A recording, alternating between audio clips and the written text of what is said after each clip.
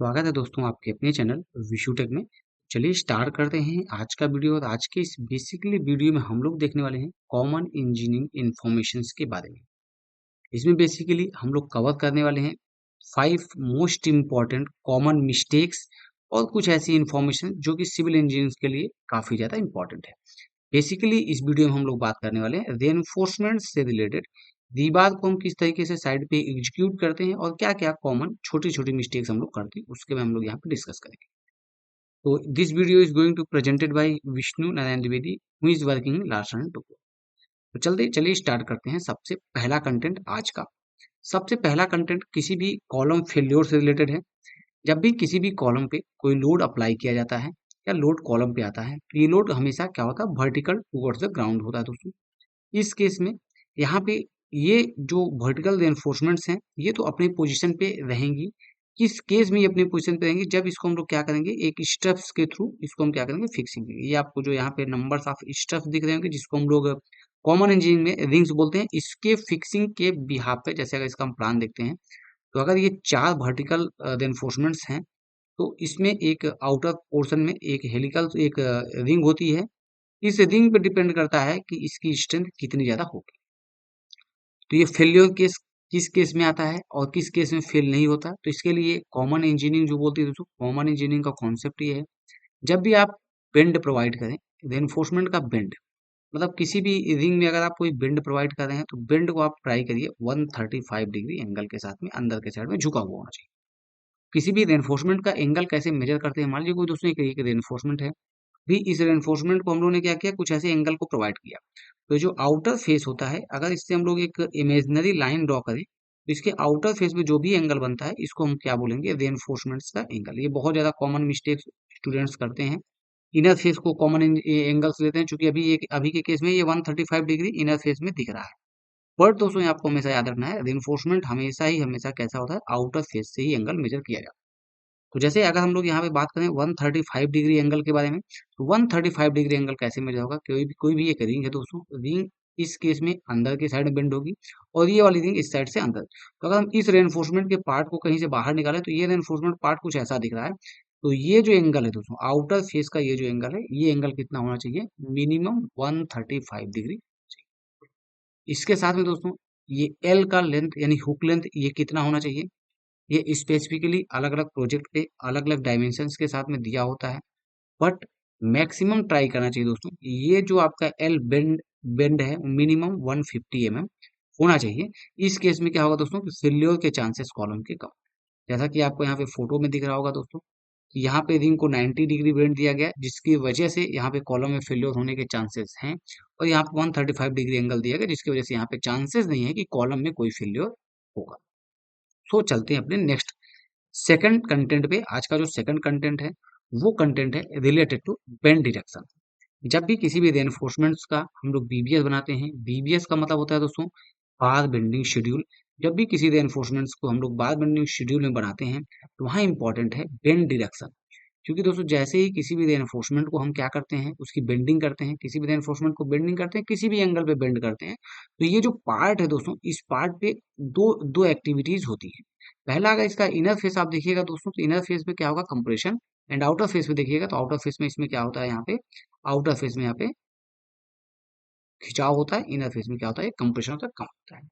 तो इस केस में क्या होता है, बेंड डिरेक्शन किया जाता है कि अगर कोई एक रेनफोर्समेंट है, इसमें एक बेंड आ गया, फिर इसको हमने एक सेकंड बेंड दिया, एक थर्ड बेंड दिया, तो यहाँ पे ये जो पॉइंट्स हैं इसके बेंड देने से क्या रेनफोर्समेंट की सही एंगल या सही लेंथ वही रहेगी या लेंथ उसकी कुछ चेंज होगी। तो यहाँ पे ऑब्वियसली दोस्तों कुछ लेंथ उसकी क्या होगी, कम होगी, चेंज होगी। कैसे कम होगी, क्योंकि यहाँ पे ये जो पार्ट है दोस्तों, ये पार्ट उसको हमेशा क्या कर रहा है, कम कर रहा है।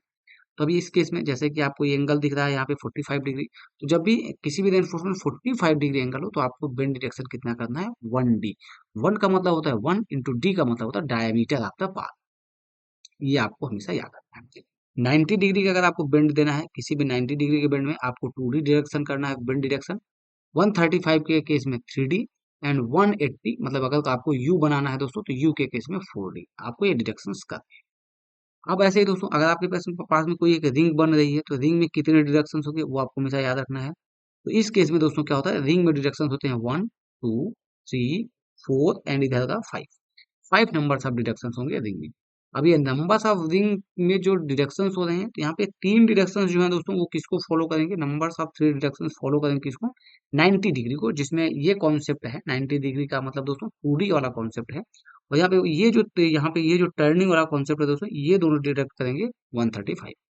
तो आपको ये चीज याद रखनी है। कॉमन इंजीनियरिंग का क्वेश्चन है दोस्तों, ये आपको हमेशा याद रखना चाहिए कि डिडक्शन रेनफोर्समेंट के केस में 1D 2D 3D and 4D होता है।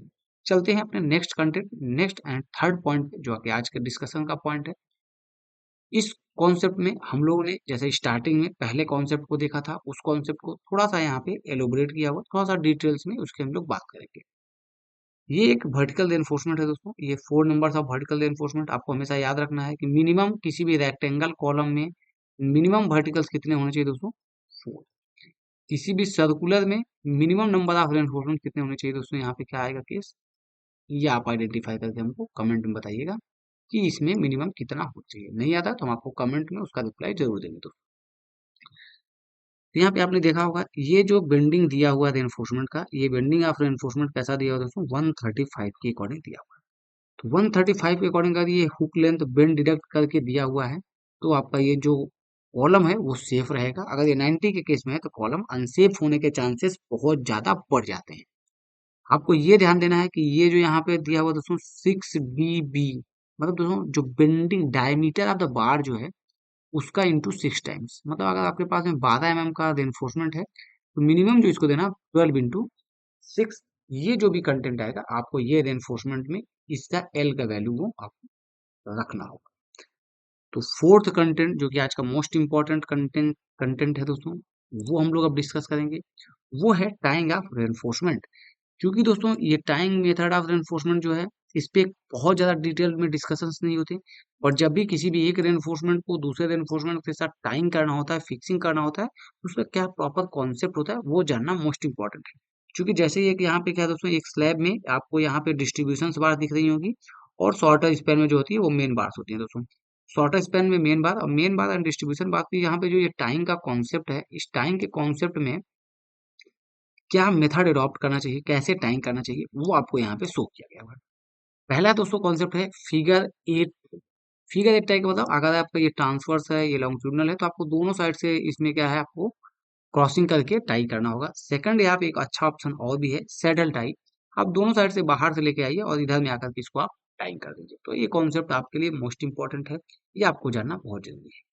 साइड पे नेक्स्ट कंटेंट जो कि हमारा इसका फिफ्थ टॉपिक है आज का, बट हम लोग इसको कवर करने वाले हैं अपने नेक्स्ट वीडियो में, जो कि मोस्ट इंपॉर्टेंट कंटेंट है related to per unit weight of reinforcement. इसको कैसे आइडेंटिफाई करते हैं, D²/162, either it is correct और रॉन्ग।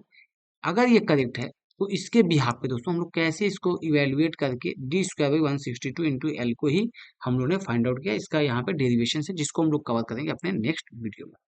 तो अभी तक अगर आपको वीडियो पसंद आया हो तो प्लीज लाइक करें, वीडियो को शेयर करें, इस वीडियो को दोस्तों के साथ में। एंड हमारे इस चैनल विशुटेक पे विजिट कर रहे हैं, then please subscribe our channel विशुटेक।